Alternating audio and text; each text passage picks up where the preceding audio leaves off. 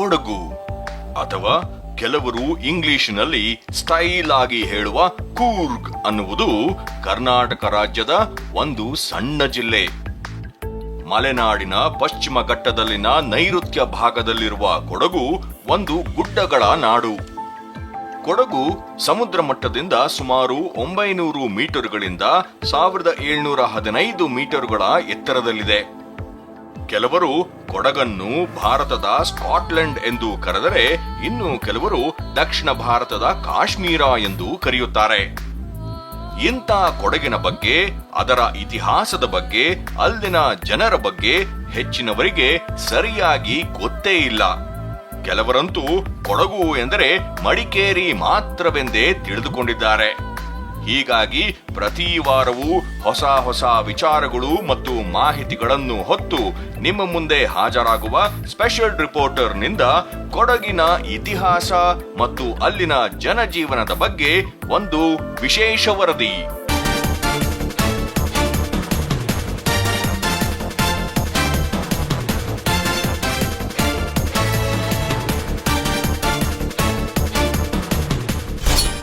ಕೊಡಗು ಜಿಲ್ಲೆ ಪೂರ್ವದಲ್ಲಿ ಮೈಸೂರು, ಉತ್ತರದಲ್ಲಿ ಹಾಸನ ಮತ್ತು ದಕ್ಷಿಣ ಕನ್ನಡ ಜಿಲ್ಲೆಗಳಿಂದಲೂ, ಪಶ್ಚಿಮ ಮತ್ತು ದಕ್ಷಿಣದಲ್ಲಿ ಕೇರಳ ರಾಜ್ಯದಿಂದಲೂ ಸುತ್ತುವರೆದಿದೆ.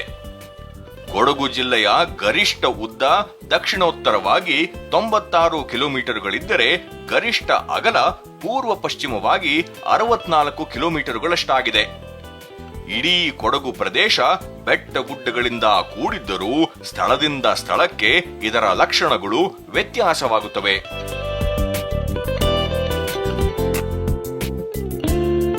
ಒಟ್ಟು 4104 ಚದುರ ಕಿಲೋಮೀಟರ್ ವಿಸ್ತೀರ್ಣ ಹೊಂದಿರುವ ಕೊಡಗು ಜಿಲ್ಲೆ ಮಡಿಕೇರಿ, ವಿರಾಜಪೇಟೆ ಮತ್ತು ಸೋಮವಾರಪೇಟೆ ತಾಲೂಕುಗಳನ್ನು ಹೊಂದಿದೆ.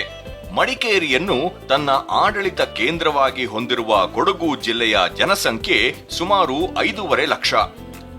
ಕೊಡಗಿನ ಬ್ರಹ್ಮಗಿರಿಯ ತಲಕಾವೇರಿ ಕಾವೇರಿ ನದಿಯ ಉಗಮಸ್ಥಾನ.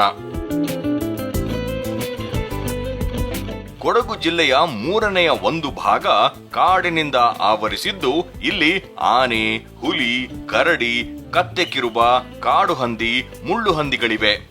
ಪುನುಗುಬೆಕ್ಕು, ಮುಂಗುಸಿ, ಆಮೆ, ಜಿಂಕೆ, ಕಾಡೆಮ್ಮೆಗಳು ಇವೆ. ಗಿಡುಗ, ಹದ್ದು, ಮಿಂಚುಳ್ಳಿ, ಮರಕುಟುಕ, ಕೋಗಿಲೆ, ಮೈನಾ ಮುಂತಾದ 100 ಹಕ್ಕಿಗಳಿವೆ.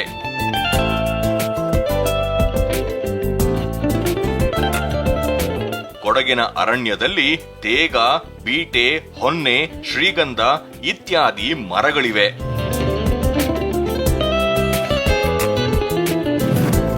ಬ್ರಿಟಿಷರ್ಸ್ ಹೇಳ್ತಾರೆ Coorg is A civilised jungle ಅಂತ.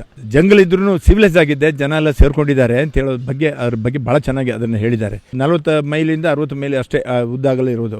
ಬಟ್ ಕೊಡಗಿನ ಅದರದೇ ಒಂದು ಪ್ರತ್ಯೇಕ ಸ್ಥಾನ ಇದೆ. ಇದನ್ನು ನಾನು ಈಗಾಗಲೇ ನಿಮ್ಗೆ ಹೇಳಿದಾಗೆ ಸುಪ್ರೀಂ ಕೋರ್ಟ್ ಜಡ್ಜ್ಗಳು ಕೆಲವು ಸತಿ ಬಂದು ವಿಸಿಟ್ ಮಾಡಿದಾಗ ಅವ್ರು ಹೇಳ್ತಾ ಇದ್ರು, we didn't know there is A place like this in India. ಆ ಥರದ ಇಂಥ ಪ್ರತ್ಯೇಕ ಇಂಥದ್ದೊಂದು ಭಾರತದಲ್ಲಿ ಇಂಥದ್ದೊಂದು ಜಾಗ ಇದೆ ಅಂತ ನಮಗೆ ಗೊತ್ತಿರಲಿಲ್ಲ ಅಂತ ಹೇಳೋಷ್ಟು ಮಟ್ಟಿಗೆ ಅದನ್ನು ಅವರು ಒಪ್ಕೊಂಡಿದ್ದಾರೆ. ಕೃಷಿಯೇ ಕೊಡಗಿನ ಜನರ ಮುಖ್ಯ ಕಸಬು. ಭತ್ತ, ರಾಗಿ ಜೊತೆಗೆ ಕಾಫಿ ಇಲ್ಲಿನ ಮುಖ್ಯ ಕೃಷಿ ಉತ್ಪನ್ನ. ಇಲ್ಲಿ ಕಿತ್ತಳೆ, ಏಲಕ್ಕಿ, ಮೆಣಸು ಮತ್ತು ಅಡಿಕೆಯನ್ನು ಬೆಳೆಯುತ್ತಾರೆ. ಕೊಡಗಿನಲ್ಲಿ ಚಹಾ ತೋಟ ಮತ್ತು ರಬ್ಬರ್ ಮರದ ತೋಟಗಳೂ ಇವೆ. ಜೇನು ಸಾಕಣೆ ಕೊಡಗಿನ ಒಂದು ಮುಖ್ಯ ಉದ್ಯಮ.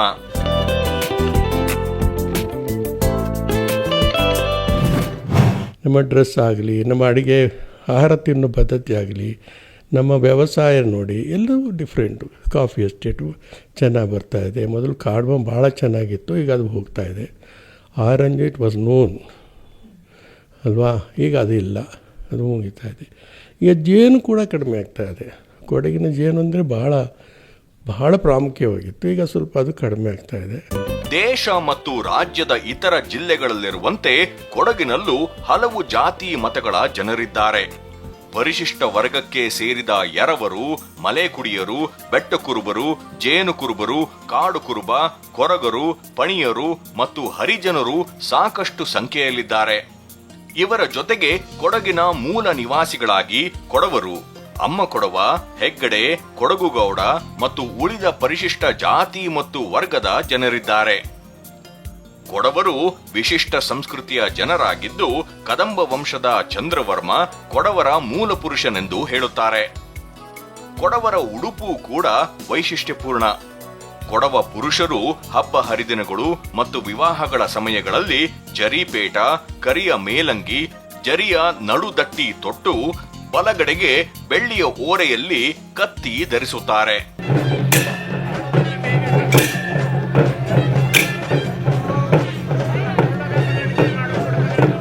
ಕೊಡಗಿನ ಬೆಡಗಿಯರಾಗಿರುವ ಕೊಡವತಿಯರು ಉಡುವ ಸೀರೆಯ ಶೈಲಿಗೆ ಕೊಡವ ಪೊಡೆಯ ಅನ್ನುತ್ತಾರೆ.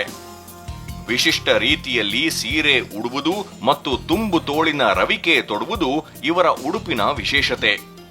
ವಿಶೇಷ ದಿನಗಳಲ್ಲಿ ಸ್ತ್ರೀಯರು ಕೂಡ ತಮ್ಮ ತಲೆಗೆ ಜರಿ ಹೊದಿಕೆ ಕಟ್ಟಿಕೊಳ್ಳುತ್ತಾರೆ. ಸೊ ಮದುವೆ ಟೈಮಲ್ಲಿ ಗಂಡಸರು ಕುಪ್ಪೆ ಚಾಲೆ, ಪೀಚೆ ಕತ್ತಿ, ಮಂಡೆ ತುಣಿ ಅಂತ ಹಾಕ್ತಾರೆ. ಅದು ಮದುವೆ ವಿದ್ದ ಟೈಮು ಆ ಥರ ಹಾಕ್ತಾರೆ.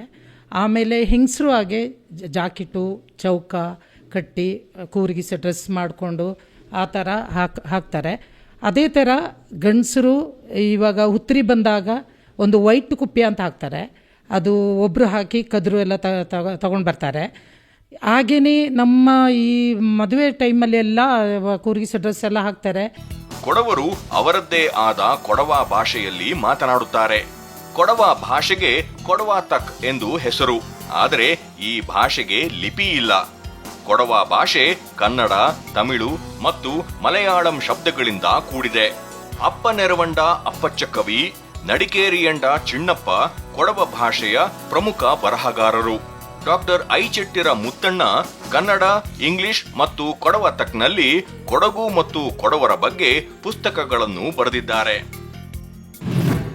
ಇದು ನಮ್ಮ ಭಾಷೆ ಕೂಡ ಸ್ವಲ್ಪ ಎಲ್ಲ ಮಿಶ್ರ. ಕನ್ನಡ ಇದೆ, ತೆಲುಗು ಇದೆ, ಮಲಯಾಳಂ ಇದೆ, ತಮಿಳ್ ಇದೆ. ಹಾಗೆ ಅದೊಂದು ಹೊಸ ಲಿಪಿ ಇಲ್ಲ. ನಾವು ಕೊಡಗಿನವರು ಕೊಡಗಿನ ಭಾಷೆಯಲ್ಲೇ ಮಾಡ್ತಾರೆ. ನಮ್ಮ ಕಲ್ಚರೇ ಬೇರೆ ಥರ. It is very unique. ಇದು ಎಲ್ಲೂ ಕಾಣೋದಿಲ್ಲ ನಿಮಗೆ. ಕೊಡಗೊಂದು ದಕ್ಷಿಣ ಕಾಶಿ ಅಂತ ಹೇಳ್ತಾರೆ. ಎಲ್ಲ ಥರದಲ್ಲೂ ನ್ಯಾಚುರಲ್ ಬ್ಯೂಟಿ ಬೇರೆ ಎಲ್ಲೂ ನಾವು ಅಷ್ಟು ಚೆನ್ನಾಗಿ ಕಾಣೋದಿಲ್ಲ. 1912ರಲ್ಲಿ ಮಡಿಕೇರಿಯಲ್ಲಿ ಜನಿಸಿದ ಕೊಡಗಿನ ಗೌರಮ್ಮ ಕನ್ನಡದ ಪ್ರಥಮ ಕಥೆಗಾರ್ತಿ ಎಂದು ಹೆಸರಾಗಿದ್ದಾರೆ. ಇವರು ಸ್ವಾತಂತ್ರ್ಯ ಹೋರಾಟದ ವೇಳೆ ಗಾಂಧೀಜಿ ಕೊಡಗಿಗೆ ಬಂದಾಗ ತಮ್ಮ ಆಭರಣಗಳನ್ನೆಲ್ಲ ಅವರಿಗೆ ದಾನ ನೀಡಿದ್ದರಂತೆ. ವೀರರಸ ಪ್ರಧಾನವಾದ ಹುತ್ತರಿ ಕುಣಿತ, ಬೊಳಕಾಟ, ಕೋಲಾಟ ಮೊದಲಾದವು ಕೊಡಗಿನ ಜನಪದ ನೃತ್ಯಗಳು. ಪರಿಯಕುಳಿ ಎಂಬುದು ಯುದ್ಧ ನೃತ್ಯ. ಕತ್ತಿ ಮತ್ತು ಕೋವಿಗಳು ಕೊಡವರ ಜೀವನದ ಅವಿಭಾಜ್ಯ ಅಂಗದಂತಿವೆ. ಹಿಂದೂ ಧರ್ಮದ ಅನುಯಾಯಿಗಳಾಗಿರುವ ಕೊಡವರು ತಮ್ಮ ಪೂರ್ವಜರನ್ನು ಕಾರೋಣರು ಎಂದು ಪೂಜಿಸುತ್ತಾರೆ. ಈ ಕಾರೋಣರು ವಂಶದ ಮೂಲ ಪುರುಷರಾಗಿರುತ್ತಾರೆ. ಕೊಡವರೆಲ್ಲರೂ ಕಾವೇರಿಯನ್ನು ಕುಲದೇವತೆಯನ್ನಾಗಿ ಪೂಜಿಸುತ್ತಾರೆ. ಕೊಡವರದು ಪಿತೃಪ್ರಧಾನ ಕುಟುಂಬ. ಅಲ್ಲಿ ಪ್ರತಿ ಮನೆತನಕ್ಕೂ ಒಂದೊಂದು ಹೆಸರಿದೆ. ಕೊಡವರು ಮಾಂಸಾಹಾರಿಗಳು. ಆದರೆ ಅವರಿಗೆ ಗೋಮಾಂಸ ಸೇವನೆ ನಿಷಿದ್ಧ ಎಂದು ಕೊಡವರ ಜೀವನ ಶೈಲಿ ದಾಖಲೆ ಪಟ್ಟೋಳೆ ಪಳಮೆಯಲ್ಲಿ ಬರೆಯಲಾಗಿದೆ. ಕೊಡಗು ಎಂಬ ಹೆಸರಿನ ಮೂಲದ ಬಗ್ಗೆಯೇ ಹಲವಾರು ಹೇಳಿಕೆಗಳಿವೆ. ನಮ್ಮದಲ್ಲಿ ಹಬ್ಬದಲ್ಲಿ ಎಲ್ಲ ಈಗ ಕೈಲ್ಮುರ್ತ ಬರುತ್ತೆ. ಅದರಲ್ಲಿ ಪಂದಿಕರಿ, ಕಡುಂಬುಟ್ಟು ಅಂತ ಮಾಡ್ತಾರೆ, ತಳೆಪುಟ್ಟು ಅಂತ ಮಾಡ್ತಾರೆ. ಹುತ್ತರಿಯಲ್ಲಿ ಬಂದು ತಂಬುಟ್ಟು ಅಂತ ಮಾಡ್ತಾರೆ. ಆಮೇಲೆ ಇವಾಗ ಕೋಳಿಕರಿ, ನೋವುಪುಟ್ಟು ಈಗ ಮದುವೆಯಲ್ಲಿ ಎಲ್ಲ ಮಾಡ್ತಾರೆ. ಸ್ಪೆಷಲ್ ಕೂರ್ಗಿಸೋದು ಪಂದಿಕರಿ, ಕಡುಂಬುಟ್ಟು, ತಳೆಪುಟ್ಟು ಅಂತ. ಕೋಳಿಕರಿ, ಪಾಪುಟ್ಟು ಸ್ಪೆಷಲ್. ಕೊಡಗಿನಲ್ಲಿ ಪ್ರಸಿದ್ಧವಾಗಿರುವ ಕಾವೇರಿ ಮಾಹಾತ್ಯವೆಂಬ ಪೌರಾಣಿಕ ಗ್ರಂಥದ ಪ್ರಕಾರ ಕೊಡಗಿಗೆ ಬ್ರಹ್ಮಕ್ಷೇತ್ರ, ಮತ್ಸ್ಯದೇಶ ಮತ್ತು ಕ್ರೋಡದೇಶ ಎಂಬ ಹೆಸರುಗಳಿವೆ. ಹೀಗಾಗಿ ಕೊಡಗು ಎಂಬುದು ಕ್ರೋಡದೇಶ, ಕೊಡವರ ನಾಡು ಎಂಬುದರಿಂದ ಹುಟ್ಟಿಕೊಂಡಿತು ಎಂದು ಕೆಲವರು ಹೇಳುತ್ತಾರೆ. ಆದರೆ ಕನ್ನಡದ ಕುಡುಮಲೆಯ ಪ್ರದೇಶವೇ ಕೊಡಗು ಆಗಿರಬಹುದು. ಹಲವಾರು ಬೆಟ್ಟಗಳ ಇಳಿಜಾರುಗಳಿರುವುದರಿಂದ ಮೂಲತಃ ಕೊಡಿ ಮಲೆನಾಡು ಎಂದಿದ್ದ ಇದು ಕೊಡಗಾಗಿ ರೂಪಾಂತರಗೊಂಡಿರಬಹುದು. ಕೊಡಗು ಎಂದರೆ ಪಶ್ಚಿಮಕ್ಕಿರುವ ನಾಡು, ಹಾಗಾಗಿಯೂ ಈ ಹೆಸರು ಬಂದಿರಬಹುದು ಎಂಬ ಊಹೆಗಳಿವೆ. ಇಂಗ್ಲಿಷರ ಆಳ್ವಿಕೆ ಕಾಲದಲ್ಲಿ ಅವರು ಕೊಡಗ್ ಎಂಬುದನ್ನು ಕೊರಗ್ ಎಂದು ಉಚ್ಚಾರ ಮಾಡುತ್ತಿದ್ದರಿಂದ ಅದು ಆನಂತರದ ದಿನಗಳಲ್ಲಿ ಕೂರ್ಗ್ ಎಂದಾಗಿತ್ತು. ಕೊಡಗಿನ ಇತಿಹಾಸ ಕ್ರಿಸ್ತಶಕ 2ನೇ ಶತಮಾನದಿಂದ ಪ್ರಾರಂಭವಾಗುತ್ತದೆ. ತಮಿಳು ಸಂಗಮ್ ಸಾಹಿತ್ಯದಲ್ಲಿ ಕೊಡಗು ನಾಡಿನ ಉಲ್ಲೇಖವಿದ್ದು ಇದು ಪಾಂಡ್ಯ ರಾಜ್ಯದೊಳಗಿತ್ತು ಎಂಬ ಹೇಳಿಕೆಗಳಿವೆ. 4ನೇ ಶತಮಾನದಿಂದ ಮೊದಲುಗೊಂಡು ಕೊಡಗು ಪ್ರಾಂತ್ಯ ಗಂಗಾ, ಕದಂಬ ಮತ್ತು ಚೋಳರ ವಶದಲ್ಲಿತ್ತು. 11 ಮತ್ತು 12ನೇ ಶತಮಾನದಲ್ಲಿ ಕೊಂಗಾಳ್ವರು, ಚಂಗಾಳ್ವರು ಕೊಡಗಿನಲ್ಲಿ ಆಳ್ವಿಕೆ ನಡೆಸುತ್ತಿದ್ದರು. ಆನಂತರ 1174ನೇ ಇಸ್ವಿಯಲ್ಲಿ ಹೊಯ್ಸಳರು ಕೊಡಗನ್ನು ವಶಪಡಿಸಿಕೊಂಡರು. ತದನಂತರ 14ನೇ ಶತಮಾನದ ಮಧ್ಯಭಾಗದಲ್ಲಿ ವಿಜಯನಗರದ ಅರಸರ ಆಳ್ವಿಕೆಗೆ ಒಳಪಟ್ಟಿತು. ಪುನಃ ಸ್ವಲ್ಪ ಕಾಲ ಚಂಗಾಳ್ವರ ಕೈಸೇರಿದ ಕೊಡಗು ಕೆಲವು ಕಾಲ ಸ್ಥಳೀಯ ಪಾಳೆಯಗಾರರ ವಶದಲ್ಲಿತ್ತು. ಆನಂತರ ಹಾಲೇರಿ ವಂಶದ ಲಿಂಗಾಯತ ರಾಜರು 16ನೇ ಶತಮಾನದಿಂದ 19ನೇ ಶತಮಾನದವರೆಗೂ ಕೊಡಗನ್ನು ಆಳಿದರು.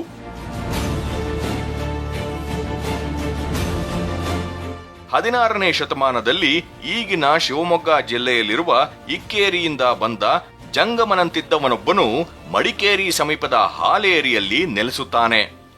ಮೈತುಂಬ ಬೂದಿ ಬಳದುಕೊಂಡು ಸನ್ಯಾಸಿಯಂತೆ ನಟಿಸಿಕೊಂಡಿದ್ದ ಈತ ಕ್ರಮೇಣ ತನ್ನ ತಂತ್ರಗಾರಿಕೆಯಿಂದ ಈ ಪ್ರಾಂತ್ಯದಲ್ಲಿ ಒಂದು ರಾಜ್ಯ ವ್ಯವಸ್ಥೆ ಹುಟ್ಟುಹಾಕಿ ಅಧಿಪತ್ಯ ಸಾಧಿಸಿ ತಾನೇ ರಾಜನೆಂದು ಘೋಷಿಸಿಕೊಂಡ ಇವನು ವೀರರಾಜನೆಂದು ಪ್ರಸಿದ್ಧನಾಗುತ್ತಾನೆ. ಇವನ ನಂತರ ಕ್ರಿಸ್ತಶಕ 17ನೇ ಶತಮಾನದ ಆದಿಭಾಗದಿಂದ ಕ್ರಿಸ್ತಶಕ 1834ನೇ ಇಸ್ವಿಯವರೆಗೆ ಅಪ್ಪಾಜಿ ರಾಜ, ಮುದ್ದುರಾಜ, ದೊಡ್ಡ ವೀರಪ್ಪ, ಚಿಕ್ಕ ವೀರಪ್ಪ, ಮುದ್ದುರಾಜ, ಲಿಂಗರಾಜ, 3ನೇ ಅಪ್ಪಾಜಿ ರಾಜ, ದೊಡ್ಡ ವೀರ ರಾಜೇಂದ್ರ, ದೇವಮ್ಮಾಜಿ, 2ನೇ ಲಿಂಗರಾಜ, ಚಿಕ್ಕವೀರ ರಾಜನೂ ಸೇರಿದಂತೆ ಇವನ ಸಂತತಿಯ ಸುಮಾರು 14 ಮಂದಿ ಕೊಡಗನ್ನು ಆಳಿದರು. ಕ್ರಿಸ್ತಶಕ ಸುಮಾರು 1633ರಿಂದ 1687ರವರೆಗೆ ಆಳ್ವಿಕೆ ನಡೆಸಿದ ಮುದ್ದುರಾಜ ತನ್ನ ರಾಜಧಾನಿಯನ್ನು ಹಾಲೇರಿಯಿಂದ ಕೊಡಗಿನ ಮಧ್ಯಭಾಗದಲ್ಲಿರುವ ಸ್ಥಳಕ್ಕೆ ಬದಲಾಯಿಸಿದ. ನಂತರದ ಕಾಲದಲ್ಲಿ ಜನರು ಈ ಪ್ರದೇಶವನ್ನು ಮುದ್ದುರಾಜಕೇರಿ ಎಂದು ಕರೆದರು. ನಂತರ ಅದೇ ಮಡಿಕೇರಿ ಎಂದು ಹೆಸರಾಯಿತು. ಲಿಂಗಾಯತ ರಾಜರ ಆಡಳಿತ ಮತ್ತು ಸೈನ್ಯದಲ್ಲಿ ಅನೇಕ ಕೊಡವರು ಉನ್ನತ ಅಧಿಕಾರಿಗಳಾಗಿದ್ದರು. ಕೊಡಗಿನ ಲಿಂಗಾಯತ ರಾಜರು ಕೊಡವರ ಬೆಂಬಲದಿಂದಲೇ ರಾಜ್ಯವನ್ನು ಆಳಿದರು. ಆದರೆ ಅವರ ಆಸ್ಥಾನಗಳಲ್ಲಿದ್ದ ಕೆಲವು ನೀಚರ ಚಾಡಿ ಮಾತುಗಳನ್ನು ಕೇಳಿ ದಾರಿ ತಪ್ಪಿದ ಈ ರಾಜರು ಕೊಡವರಿಗೆ ಅನ್ಯಾಯ ಮಾಡಿದರೆಂದು ಇತಿಹಾಸ ಹೇಳುತ್ತದೆ. 2ನೇ ಲಿಂಗರಾಜನು ಪಟ್ಟಕ್ಕೆ ಬರಲು ನೆರವಾಗಿದ್ದು ಚೌರೀರ ಅಪ್ಪಣ್ಣ ದಿವಾನನಿಂದ. ಆದರೆ ತನ್ನ ಕೊನೆಗಾಲದಲ್ಲಿ ಈ ದಿವಾನನನ್ನೇ ತನ್ನ ಶತ್ರುವೆಂದು ಸಂಶಯಿಸಿ ಶಿಲುಬೆಗೇರಿಸಿ ಕೊಂದನಂತೆ. 2ನೇ ಲಿಂಗರಾಜನ ಮಗ ಚಿಕ್ಕವೀರರಾಜನು ಪಟ್ಟಕ್ಕೆ ಬಂದಾಗ ಅವನಿಗೆ ಕೇವಲ 20 ವರ್ಷ ವಯಸ್ಸು. ಆ ಹೊತ್ತಿನಲ್ಲಿ ಅನನುಭವಿಯೂ ಮೂರ್ಖನೂ ಆಗಿದ್ದ ಇವನು ವಿಪರೀತ ಸಂಶಯಗ್ರಸ್ತ ಮನಸ್ಸಿನವನಾಗಿದ್ದು ಜನರನ್ನು ಹಿಂಸಿಸುತ್ತಾ ಕೊಲ್ಲಿಸುತ್ತಾ ಕ್ರೂರಿಯೆಂದು ಕುಪ್ರಸಿದ್ಧನಾಗಿಬಿಟ್ಟ. ಇವನ ಉಪಟಳ ಸಹಿಸಲಾಗದ ಕೊಡವರು ಇಂಗ್ಲಿಷರ ಸಹಾಯದಿಂದ ಇವನನ್ನು ಸಿಂಹಾಸನದಿಂದ ಕೆಳಗಿಳಿಸಿ ಗಡೀಪಾರು ಮಾಡಿಸಿದರು ಎಂದು ಹೇಳಲಾಗುತ್ತದೆ. ಸುಮಾರು 150 ವರ್ಷಗಳ ಕಾಲ ಯಾವುದೇ ಅಡೆತಡೆಗಳಿಲ್ಲದೆ ಹೆಚ್ಚು ಕಡಿಮೆ ಸ್ವತಂತ್ರರಾಗಿ ಕೊಡಗಿನ ಅರಸರು ಆಳ್ವಿಕೆ ಮಾಡಿದರೂ ಕೂಡ ಅವರ ಅಧಿಕಾರ ಮೋಹ ಹಾಗೂ ಗೊಂದಲಗಳು ಒಂದು ವಿಶಿಷ್ಟ ಬಗೆಯ ಸಂಕೀರ್ಣತೆ ಹುಟ್ಟುಹಾಕಿದ್ದವು. ಕ್ರಿಸ್ತಶಕ 1775ರ ಸುಮಾರಿನಿಂದ ಹೈದರಲಿ ಮತ್ತು ಆನಂತರ ಟಿಪ್ಪು ಕೊಡಗನ್ನು ಸ್ವಾಧೀನಪಡಿಸಿಕೊಳ್ಳಲು ತಮ್ಮ ಜೀವನ ಪೂರ್ತಿ ಶ್ರಮಿಸಿದರೂ ಸಫಲರಾಗಲಿಲ್ಲ. 1780-89ರ ನಡುವೆ ಹೈದರಲಿ ಮತ್ತು ಟಿಪ್ಪು ಕೊಡಗನ್ನು ಆಕ್ರಮಿಸಿದ್ದರು. ಆ ಸಂದರ್ಭದಲ್ಲಿ ಟಿಪ್ಪು ಮಡಿಕೇರಿಗೆ ಜಫರಾಬಾದ್ ಎಂದು ಹೆಸರಿಟ್ಟಿದ್ದನಂತೆ. ಆದರೆ ಕೊಡವರು ತಮ್ಮ ಪರಾಕ್ರಮದಿಂದ ಮತ್ತೆ ಕೊಡಗನ್ನು ಸ್ವತಂತ್ರಗೊಳಿಸಿದ್ದರು. ಅದು ಕೊಡಗಿನಲ್ಲಿ ಏನಾಯಿತು, ಲಿಂಗರಾಜರು ಬಂದರು. ಅಲ್ಲಿಗೆ ಲಿಂಗರಾಜರು ಬಂದು ಅದನ್ನು ತಂದು ನಮ್ಮದೇ ರಾಜ್ಯ ಮಾಡಿಕೊಳ್ಬೇಕು ಅಂತ ಬಂತು. ಅದರಿಂದ ಅದು ಭಾಳ ದಿವಸ ಇರಲಿಕ್ಕೆ ಆಗಲಿಲ್ಲ. ಅದು ಬದಲಾವಣೆ ಆಗಿ ಅವರು ಕೆಲವು ವರ್ಷಗಳನ್ನು ರಾಜಭಾರ ನಡೆಸಿದ್ರು. ಅದಾದಮೇಲೆ ಟಿಪ್ಪು ಸುಲ್ತಾನ್ ಬಂದು ರೇಡ್ ಮಾಡಿದ್ರು. ಟಿಪ್ಪು ಸುಲ್ತಾನ್ ಬಂದಾಗಲೂ ಅಷ್ಟೇ ಅಲ್ಲಿ ಬಂದು ಕೆಲವು ದೇವಸ್ಥಾನಗಳನ್ನು ಇವನು ಭಾಗಮಂಡಲಕ್ಕೆ ಅಂದರೆ ದೇವಸ್ಥಾನಕ್ಕೆ ಹೋದರೆ ಅಲ್ಲಿ ಆನೆಯ ಸುರುಳಿಗಳೆಲ್ಲ ಒಡೆದಾಕಿತ್ತು ಇವತ್ತು ಕಾಣುತ್ತದೆ. ಕ್ರಿಸ್ತಶಕ 1785ರಲ್ಲಿ ಕೊಡವರೊಡನೆ ಸಂಧಾನ ಮಾಡಿಕೊಳ್ಳುವ ನೆಪದಲ್ಲಿ ಹೆಂಗಸರು ಮತ್ತು ಮಕ್ಕಳು ಸೇರಿದಂತೆ ಸಾವಿರಾರು ಜನರನ್ನು ಸೆರೆ ಹಿಡಿದು ಶ್ರೀರಂಗಪಟ್ಟಣಕ್ಕೆ ಸಾಗಿಸಿದರಂತೆ. ಇವರನ್ನೆಲ್ಲ ಬಲವಂತದಿಂದ ಇಸ್ಲಾಂ ಧರ್ಮಕ್ಕೆ ಮತಾಂತರಿಸಿದ್ದ ಅನ್ನುವ ಮಾತುಗಳು ಇವೆ. ಕಡೆಗೆ ಚಿಕ್ಕವೀರರಾಜನ ಪದಚ್ಯುತಿ ನಂತರ 1834ರಲ್ಲಿ ಬ್ರಿಟಿಷರ ಆಳ್ವಿಕೆಗೊಳಪಟ್ಟ ಕೊಡಗು ಒಂದು ಪ್ರತ್ಯೇಕ ಸಂಸ್ಥಾನವಾಗಿತ್ತು. ಆಗ ಬೆಂಗಳೂರಿನಲ್ಲಿ ವಾಸ ಮಾಡುತ್ತಿದ್ದ ಮೈಸೂರು ಚೀಫ್ ಕಮಿಷನರ್ ಕೊಡಗಿನ ಆಡಳಿತವನ್ನು ನಡೆಸುತ್ತಿದ್ದ. ಇವನ ಅಧೀನದಲ್ಲಿ ಕೊಡಗಿನಲ್ಲಿ ಒಬ್ಬ ಸೂಪರಿಂಟೆಂಡೆಂಟ್ ಇರುತ್ತಿದ್ದ. ಕ್ಯಾಪ್ಟನ್ ಲೇಹಾರ್ಡಿ ಕೊಡಗಿನ ಮೊದಲ ಸೂಪರಿಂಟೆಂಡೆಂಟ್. ಬ್ರಿಟಿಷರ ಆಡಳಿತದಲ್ಲಿ ಕೊಡವರು ರಾಜಕೀಯ, ಸರ್ಕಾರಿ ಉದ್ಯೋಗ, ವಕೀಲಿ, ವೈದ್ಯಕೀಯ ವೃತ್ತಿ ಮುಂತಾದ ಕ್ಷೇತ್ರಗಳಲ್ಲಿ ಹೆಸರು ಮಾಡಿದರು. ಕೊಡವ ಯೋಧರು ಎರಡೂ ಮಹಾಯುದ್ಧಗಳಲ್ಲಿ ಭಾಗವಹಿಸಿ ಧೀರೋದಾತ್ತ ಸೈನಿಕರೆಂದು, ಅಧಿಕಾರಿಗಳೆಂದು ಹೆಸರು ಪಡೆದರು. ಫೀಲ್ಡ್ ಮಾರ್ಷಲ್ KM ಕಾರ್ಯಪ್ಪ ಮತ್ತು ಜನರಲ್ KS ತಿಮ್ಮಯ್ಯನವರು ಬ್ರಿಟಿಷರ ಕಾಲದಲ್ಲೇ ಪ್ರಖ್ಯಾತರಾಗಿದ್ದರು. 1947ರಲ್ಲಿ ಭಾರತ ಸ್ವತಂತ್ರವಾದಾಗ ಕೊಡಗು ಕೇಂದ್ರ ಸರ್ಕಾರದ ಗೃಹ ಖಾತೆಯ ನೇರ ಆಡಳಿತಕ್ಕೆ ಒಳಪಟ್ಟಿತು. 1950ರಲ್ಲಿ ಭಾರತ ಗಣರಾಜ್ಯವಾದ ನಂತರ ಕೊಡಗು ಸಿ ಭಾಗದ ರಾಜ್ಯವೆಂದು ಘೋಷಿತವಾಯಿತು. 1952ರಲ್ಲಿ ಚುನಾವಣೆ ನಡೆದು 24 ಸದಸ್ಯರ ವಿಧಾನಸಭೆ ಅಸ್ತಿತ್ವಕ್ಕೆ ಬಂತು. CM ಪುಣಚ ಕೊಡಗಿನ ಮುಖ್ಯಮಂತ್ರಿಯಾದರು. ಆದರೆ 1956ರಲ್ಲಿ ಭಾಷಾವಾರು ಪ್ರಾಂತ್ಯಗಳ ಪುನರ್ರಚನೆಯಾದ ಬಳಿಕ ಕೊಡಗನ್ನು ಅಂದು ಮೈಸೂರು ರಾಜ್ಯ ಎಂದು ಕರೆಯಲ್ಪಡುತ್ತಿದ್ದ ಕರ್ನಾಟಕದಲ್ಲಿ ವಿಲೀನಗೊಳಿಸಲಾಯಿತು. ಕೊಡಗು ಕರ್ನಾಟಕದಲ್ಲಿ ವಿಲೀನವಾದಾಗ ಅಂದಿಗೆ ದೊಡ್ಡ ಪ್ರಮಾಣದ ಹಣವನ್ನು ರಾಜ್ಯದ ಬೊಕ್ಕಸಕ್ಕೆ ತಂದುಕೊಟ್ಟಿತ್ತು. ಇಂಥ ಕೊಡಗಿನಲ್ಲಿ ಆಗಾಗ ಪ್ರತ್ಯೇಕ ಕೊಡಗು ರಾಜ್ಯದ ಕೂಗು ಹಲವು ಸಂದರ್ಭಗಳಲ್ಲಿ ಕೇಳಿಬರುತ್ತಿರುತ್ತದೆ. ಇದಕ್ಕೆ ಅಭಿವೃದ್ಧಿ ವಿಚಾರದಲ್ಲಿ ಕೊಡಗಿಗೆ ಅನ್ಯಾಯವಾಗಿದೆ ಎಂಬುದು ಪ್ರಮುಖ ಕಾರಣ. ಕೆಲವರ ಪ್ರತಿಭಟನೆಗಳು ಶುರು ಮಾಡಿದ್ರು. ರಾಜ್ಯಗಳನ್ನು ನಮ್ಮ ಜಿಲ್ಲೆಯನ್ನು ನಿರ್ಲಕ್ಷ್ಯ ಮಾಡಿದ್ದಾರೆ, ಸರಿಯಾಗಿ ನೋಡ್ಕೊಳ್ಳೋದಿಲ್ಲ ಅಂತೆಲ್ಲ ಹೇಳಿ ಒಂದು CNC ಅಂತೇಳಿ ಕೊಡಗು ನ್ಯಾಷನಲ್ ಕೌನ್ಸಿಲ್ ಅಂತೇಳಿ ಒಂದನ್ನು ಸಹ ಮಾಡಿದರು. ಶ್ರೀಮಾನ್ ನಾಚಪ್ಪ ಅಂತ ಹೇಳೋರು ಅದನ್ನು ಮುತುವರ್ಜಿ ತಗೊಂಡು ಮಾಡಿ ಈಗ ಈ ಕೊಡಗಿನ ಜನರನ್ನು ಅಲ್ಲಿ ಕೊಡವರನ್ನು ನಾನು ಹೇಳ್ತಿದ್ದೇನೆ, ಅವರನ್ನೆಲ್ಲ ಟ್ರೈಬಲ್ ಇದಕ್ಕೆ ಸೇರಿಸ್ಕೊಳ್ಬೇಕು. ಕಾರಣ ಏನಂದರೆ ಅವರ ವ್ಯವಹಾರಗಳು ಟ್ರೈಬಲ್ಗಳು ಹೇಗಿದೆ ಆ ರೀತಿ ಮಾಡಬೇಕು ಅಂತೇಳಿ ಈ ಕೊಡಗಿನ ಬಗ್ಗೆ ಸಾಕಷ್ಟು ಪುಸ್ತಕಗಳನ್ನು ಬರೆದು ಜನ ಡಾಕ್ಟರೇಟ್ಗಳನ್ನು ತಗೊಂಡಿದ್ದಾರೆ. ಹೀಗಾಗಿ ಛತ್ತೀಸ್ಗಢ, ಜಾರ್ಖಂಡ್, ಉತ್ತರಾಖಂಡ್, ತೆಲಂಗಾಣದಂತೆ ನಮಗೂ ಪ್ರತ್ಯೇಕ ರಾಜ್ಯ ಬೇಕು ಎಂಬ ಕೋರಿಕೆ ಇದೆ. ಇದರ ಜೊತೆಗೆ ಸೂಕ್ಷ್ಮ ಪರಿಸರ ಹಾಗೂ ಜೀವ ವೈವಿಧ್ಯ ಹೊಂದಿರುವ ಪಶ್ಚಿಮ ಘಟ್ಟಗಳ ಸಂರಕ್ಷಣೆ ಸಂಬಂಧ ಡಾಕ್ಟರ್ ಕಸ್ತೂರಿ ರಂಗನ್ ಸಮಿತಿ ವರದಿ ಶಿಫಾರಸುಗಳನ್ನು ಜಾರಿಗೆ ತರುವುದರಿಂದ ನಮಗೆ ತೊಂದರೆಯಾಗುತ್ತದೆ ಎಂದು ಕೊಡಗಿನಲ್ಲಿ ಆಕ್ರೋಶ ವ್ಯಕ್ತವಾಗಿತ್ತು. ನಮ್ಮ ಇಂಡಿಯಾಕ್ಕೆ ಸ್ವರಾಜ್ಯ ಸಿಕ್ಕಿದ ಮೇಲೆ ಕೊಡಗು ಒಂದು ಸಿ ಪ್ರಾಂತ್ಯವಾಗಿ ಉಳಿದಿತ್ತು.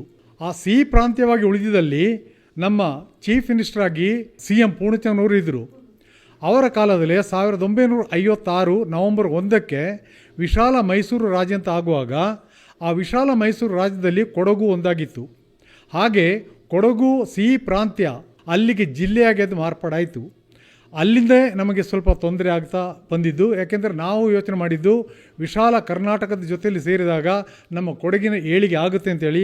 ಬಟ್ಟು ಆ ಕೊಡಗಿನಲ್ಲಿ ಎಷ್ಟು ರೆವಿನ್ಯೂ ಬರುತ್ತೆ ಅದರ ಸರಿಯಾಗಿ ನಮಗೆ ಅಲ್ಲಿ ಕೊಡಗಿಗೆ ಒಂದು ಇದು ಸಿಗ್ತಾ ಇಲ್ಲ, ಆ ಸ್ಥಾನಮಾನ ಸಿಗ್ತಾ ಇಲ್ಲ. ಈಗ ಬರ್ತಾ ಈಗ ಕೊಡಗಿನಲ್ಲೇ ಕೊಡವರು ಮೈನಾರಿಟಿಗೆ ಬಂದು ತಲುಪಿದ್ದಾರೆ. ಆಗಲೂ ಪ್ರತ್ಯೇಕ ರಾಜ್ಯದ ಕೂಗೆದ್ದಿತ್ತು. ಇತ್ತೀಚೆಗೆ ಟಿಪ್ಪು ಜಯಂತಿ ಆಚರಣೆಗೆ ವಿರೋಧದ ಸಂದರ್ಭದಲ್ಲೂ ಮತ್ತೆ ಇದೇ ಕೂಗು ಮರುಕಳಿಸಿತ್ತು. ಈ ರೀತಿಯ ಬೆಳವಣಿಗೆಗಳು ಅಖಂಡ ಕರ್ನಾಟಕದ ಹಿತದೃಷ್ಟಿಯಿಂದ ಒಳ್ಳೆಯವಲ್ಲ. ಆದರೆ ಇಂಥ ಬೇಡಿಕೆಗಳು ಬಲಗೊಳ್ಳುವ ಮೊದಲೇ ನಮ್ಮ ಸರ್ಕಾರಗಳು ಎಚ್ಚೆತ್ತುಕೊಳ್ಳಬೇಕು. ಕೊಡಗಿನ ಜನರ ಸಂವೇದನೆಗಳನ್ನು ಅರ್ಥ ಮಾಡಿಕೊಳ್ಳಬೇಕು. ವಿಶಿಷ್ಟವಾಗಿರುವ ಕೊಡಗು ಜಿಲ್ಲೆ ಮತ್ತು ಅಲ್ಲಿನ ಸಂಸ್ಕೃತಿಗೆ ವಿಶೇಷ ಮನ್ನಣೆ ನೀಡಬೇಕು. ಕೊಡಗಿನಲ್ಲಿನ ಅಭಿವೃದ್ಧಿ ಕಾರ್ಯಗಳಿಗೆ ಹೆಚ್ಚು ಒತ್ತು ನೀಡಬೇಕು. ಹಾಗೆ ಮಾಡಿದಾಗ ಮಾತ್ರ ಇಂಥ ಕೂಗುಗಳಿಗೆ ಆಸ್ಪದವೇ ಇಲ್ಲದಂತಾಗುತ್ತದೆ.